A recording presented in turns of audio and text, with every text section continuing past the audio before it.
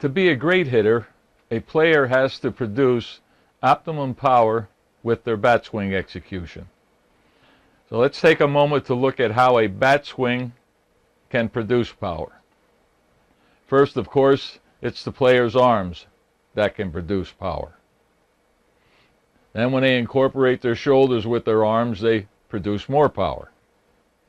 If the player is physically capable of using the core of their body to recoil away from the pitcher to build torque into their torso, then they build even more power. When you combine the arms, the shoulders, and the torquing of the upper torso, that provides the optimum power. And that bat swing has to transfer that optimum power to the ball for the player to be a great hitter. So let's take a look at what has to be in place for the optimum power that's been produced to be transferred from the player to the ball. The contact of the ball on the bat has to be within the sweet spot area of the bat. The reason is the sweet spot area provides the greatest amount of mass to the ball, in turn transfers the greatest amount of power from the player's body to the ball. The barrel of the bat has to be traveling faster than the ball is traveling at the moment of bat-to-ball contact. If not, the ball has the ability to push the barrel of the bat backwards, upwards, or downwards, of course, producing infield grounders and pop-ups. The barrel of the bat should be traveling fast enough also to stop and negate the spin of the ball. If it doesn't, the ball is capable of slicing upward, downward, and of course resulting in pop-ups and infield grounders. The barrel of the bat has to have the ability to resist the driving force of that pitch ball, because the results are the same as if the barrel isn't traveling fast enough. If the force of the ball isn't resisted well enough, it pushes the barrel back, upward, or downward, resulting in those pop-ups and infield grounders. That's why players who extend their arms away from their body hit more infield grounders and pop-ups than players who use their whole body to resist the driving force of that pitch ball. The sweet spot's contact with the ball should occur prior to the sweet spot passing the center line of the player's body. And the reason very simply is, if you analyze the manner by which the front shoulder and arm produce power, the rear shoulder and arm produce power, and the torquing of the player's core, you will realize that most of the power is depleted after the sweet spot crosses the player's center line. Now here's how our system develops great hitters.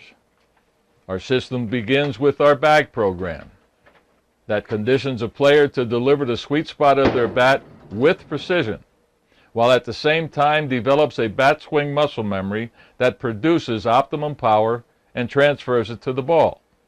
For the development of barrel travel speed, we employ our L-rod. For a player to be a great hitter, they can't have a weak spot in their strike zone.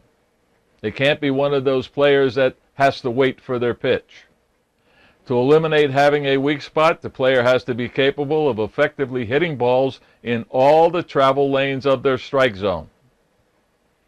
And in order to hit the ball with the bat swing that produces optimum power and transfers it to the ball, the player has to have the ability to hit the ball at a specific spot in each of those travel lanes.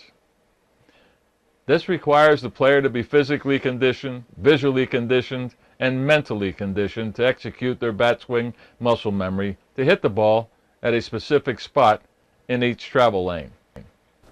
For the conditioning the player to hit balls at a specific spot in the travel lane, we begin with our T-post base. We then conduct our bat glove drill to condition the player to visually track an approaching ball from the pitcher to their hitting zone. For conditioning a player to control their instinct to prematurely start their bat swing so they aren't a victim of an off-speed pitch, we use our bunt, slap, hit-away drill. We then condition the player to maintain their visual focus on the ball as their mind shifts its concentration to executing their bat swing. For this conditioning, we use a hand-dropped ball drill. To have the ability to hit a ball at a specific spot in the strike zone requires the player to have a very quick start to their bat swing.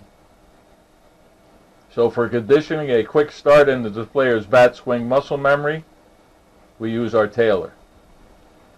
Our system then develops the player's timing for hitting pitch balls using our strategically designed batting practice. A great hitter has to continually condition to increase the quickness of the start of their bat swing and the travel speed of the barrel of their bat in order to compete with the pitching as it gets better. For this conditioning, we recommend the T-post base, tailor, and the L-rod.